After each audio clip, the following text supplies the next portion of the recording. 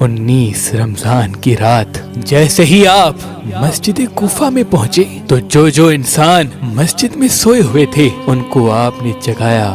ان میں آپ کا قاتل عبد الرحمن ابن ملجم بھی تھا۔ اس نے جیسے ہی امام علی علیہ السلام کو دیکھا تو امام علی علیہ السلام نے فرمایا، فجر کے وقت اللہ کے گھر میں سونا اللہ کو پسند نہیں، اٹھو اور اپنے فعل کو انجام دو۔ یہ کہہ کے آپ محراب کی طرف روانہ ہو گئے اور اذان دینے لگے۔ آپ کی آخری اذان جیسے ہی کوفے کی گلیوں میں گونجی تو ایک کوہرام برپا ہو گیا۔ ہر کوئی رونے لگا کہ آج ہی آسمان کا رخ کچھ عجیب لگ رہا ہے۔ امام علی علیہ السلام بعد اذان جیسے ہی اللہ کی عبادت کے لیے مصلی پہ پہنچے، قیام کیا، رکوع کیا، سجدے میں گئے تو عبد الرحمن ابن ملجم جو اپنے ساتھ ایک تلوار چھپا کے آیا تھا جو زہر میں ڈوبی ہوئی تھی، آپ جیسے ہی سجدے میں گئے تو اس ملعون نے سجدے کی حالت میں آپ پہ وار کر دیا۔ جیسے ہی آپ کے سر پہ اس ضرب کا لگنا تھا آپ نے فرمایا، فزتو برب الکعبہ، کعبے کے رب کی قسم آج یہ علی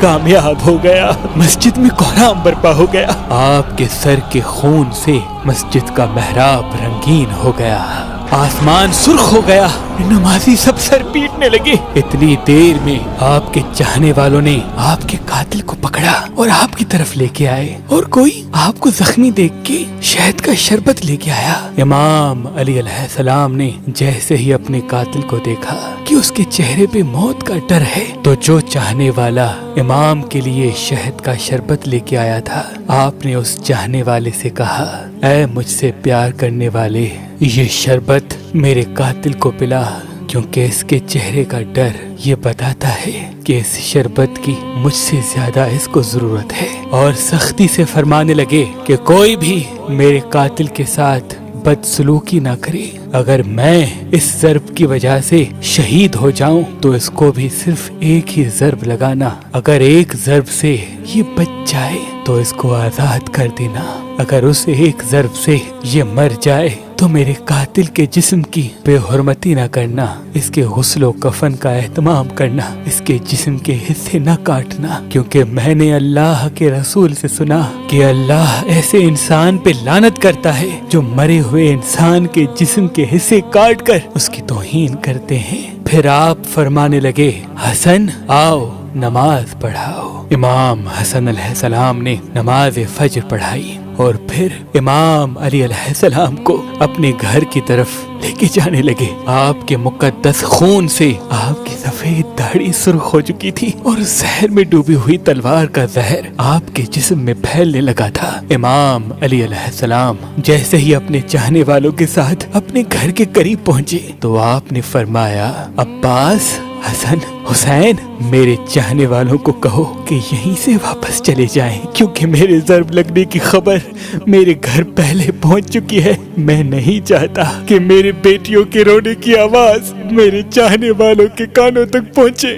تمام صالحین کو اپنے اپنے گھروں کے لیے واپس پلٹایا گیا۔ امام علی علیہ السلام جیسے ہی گھر پہنچے تو بی بی زینب و ام کلثوم رونے لگی۔ گھر میں کوہرام برپا ہو گیا۔ آپ نے فرمایا، گھبراؤ نہیں، اللہ کے ہر فیصلے میں مصلحت ہوتی ہے۔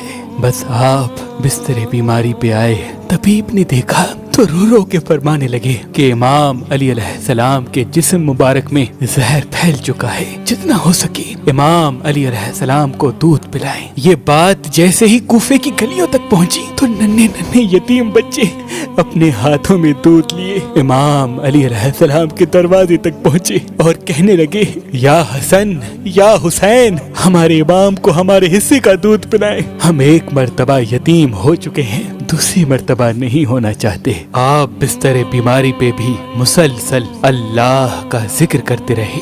جیسے ہی 19 کا دن گزرا اور 20 رمضان کی رات آئی، آپ نے فرمایا کہ اب میرے حجرے میں کوئی بھی نہیں آئے، کیونکہ اس دنیا کے جنات میری زیارت کو آنے ہیں۔ جب 20 رمضان کا دن طلوع ہوا تو آپ نے فرمایا، حسن جاؤ میرے چاہنے والوں کو بلاؤ۔ جیسے ہی آپ کے چاہنے والے آپ کے قریب پہنچے وہ دیکھیں امام علی علیہ السلام کا چہرہ مبارک پورے جسم میں زہر پھیلنے کی وجہ سے زرد ہو چکا ہے۔ آپ نے فرمایا، پوچھو آج بھی علی تمہارے ساتھ ہے؟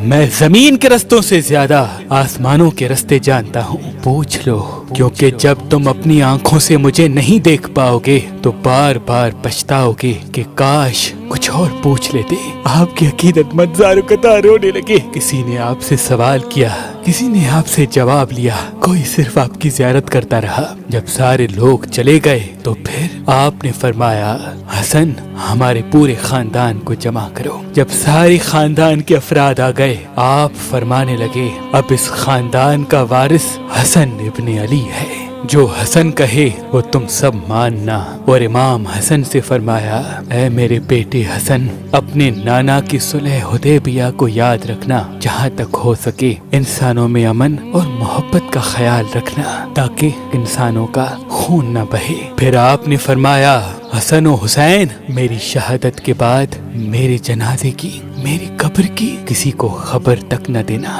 میرا جنازہ اونٹنی پہ رکھ دینا، پیچھے سے حسن و حسین تم اٹھانا، آگے سے جبرائیل و میکائیل اٹھائیں گے، کیونکہ مجھے پتا ہے کہ اللہ کے دین کے دشمن میری شہادت کے بعد یہ چاہیں گے کہ اس علی کی قبر کو کھود کر علی کے جنازے کی توہین کریں۔ میری قبر پہلے سے بنی ہوگی، جہاں وہ اونٹنی رکے وہاں مجھے تدفین کر دینا، اور یہ بات کسی کو نہ بتانا تب تک جب تک اللہ خود ظاہر نہ کرے۔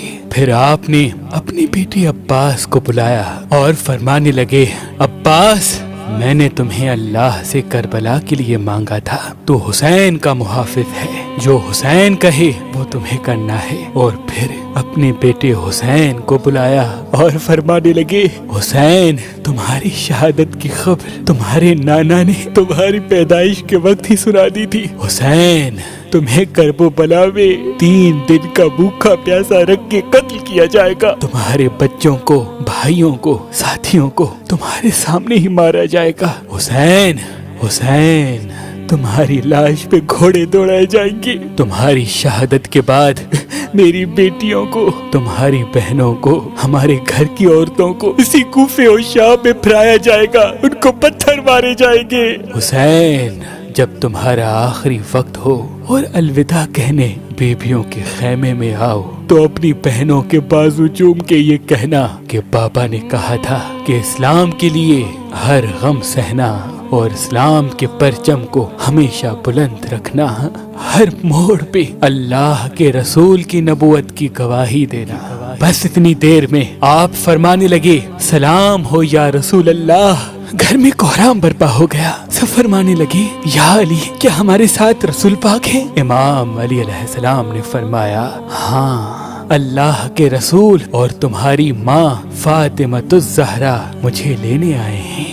یہ کہہ کے آپ نے اپنی مبارک آنکھیں بند کی اور گھر میں ماتم کی صدائیں بلند ہو گئی، اور یوں حسنین یتیم ہو گئے۔ آپ کی شہادت کے بعد آپ کی وصیت پہ عمل کرتے ہوئے آپ کے جنازے میں کسی کو بھی شریک نہیں کیا گیا۔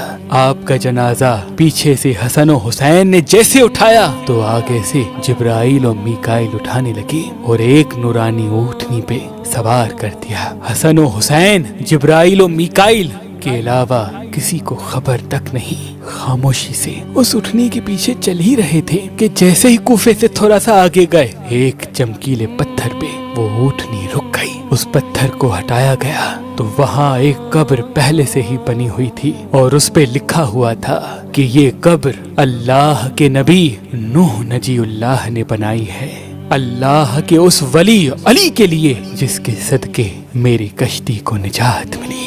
سلام ہو شیر خدا، اللہ کے ولی، اللہ کے گھر میں پیدا ہونے والے، اللہ کے گھر میں شہید ہونے والے مومنوں کے امیر علی ابن ابی طالب پر، علی ابن ابی طالب پر۔